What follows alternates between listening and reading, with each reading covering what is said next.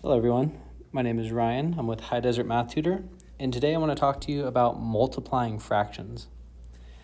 Now, multiplying fractions is the easiest thing you can do with fractions. Now, the reason multiplying fractions is easy because all you have to do is multiply straight across. So you multiply the tops together, and that's the new top or numerator. You multiply the bottoms together, and that's the new bottom or the new denominator. So the first example is 5/8 times 2/3. So remember, we're going to multiply the tops together. So 5 times 2 is 10, and then we're going to multiply the bottoms together. 8 times 3 is 24. So it's as easy as that, just multiplying straight across. Now, this fraction is not in the simplest form, and really quickly, I can show you how to simplify this to the simplest form, but that's not the focus of this video, so I'm not going to describe all the steps in great detail here. But what we can do is ask ourselves, what two numbers do we multiply together to get 10? And we can see we multiply 2 times 5, we get 10. Now next, we ask ourselves, can we multiply 2 times some number to get 24? And we realize, yes, we can multiply 2 times 12. Now, since we have a 2 on top and a 2 on bottom, and because the operation here is multiplication on top and on bottom, we can cancel out these 2's. And all that's left over is 5 divided by 12. So that's the simplest form of this fraction. But once again, just remember, the easiest operation you can do with fractions is multiplication. And it's easy because you just have to multiply straight across. So let's look at a couple more examples really fast. So next, let's look at 2/7 times -1/3. So remember, this is multiplication, so all we have to do is multiply straight across. So 2 times -1 is equal to -2. 7 times 3 is 21.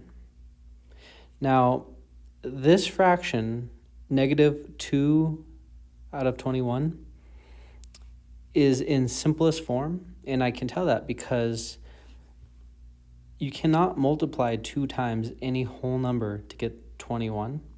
So this is our final answer. One quick note though on negative fractions.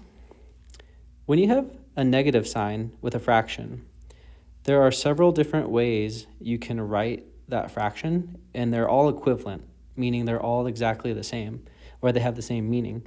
So same meaning. We could put a negative sign on the top of the fraction. So let's say we had -1/3. We could put the negative sign on top with the top number. We could also put the negative down with the bottom number, so -3 on the bottom. Finally, we can also put the negative right in the middle, just put 1/3. The important thing to remember, though, is that we only have one negative in every one of these situations. If you have two negative numbers, like a negative on top and on bottom, that is a different number altogether. Because remember, with fractions, you can read it as a fraction as, say, 1/3, or you could read it as 1 divided by 3. So here we have -1/3. If we had a negative on top and on bottom, that's like saying -1 divided by -3, and a negative divided by negative becomes positive. So anytime you're working with fractions that are negative, you can put the negative sign up top, on the bottom, or right in the middle. Any of those options work, but you can only have one negative sign. Okay, that was just one little side note.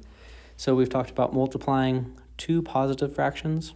We talked about multiplying a positive and negative fraction and about where you can put that negative sign. The last example I want to talk about today is multiplying a whole number and a fraction.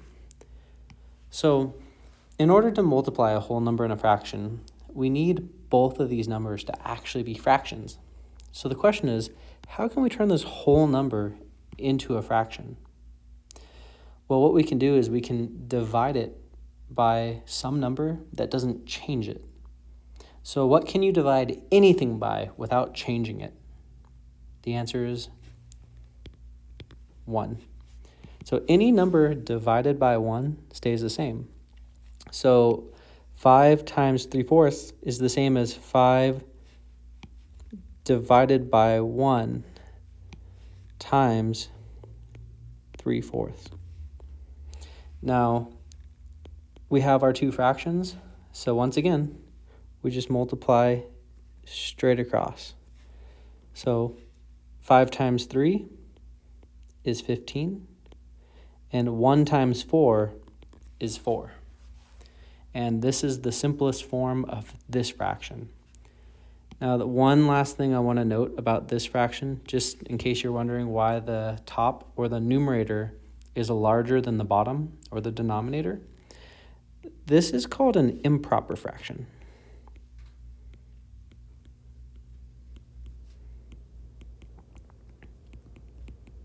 Now, there's absolutely nothing wrong with improper fractions. It's just when the top of the fraction is bigger than the bottom, it means that after you divide this fraction, it's going to be a number that's bigger than 1. That's it. Nothing else. So nothing to be too worried about. All right, so just remember, the easiest operation you can do with fractions is multiplication, and you need multiplication with fractions in order to divide fractions and to add and subtract fractions. So this is something you definitely need to be comfortable with before moving on to any other operations with fractions. So if you found this useful, please like the video and subscribe to our channel. And if there are any problems you need help with, post your questions down below in the comments and I'll make a video working out a similar problem for you.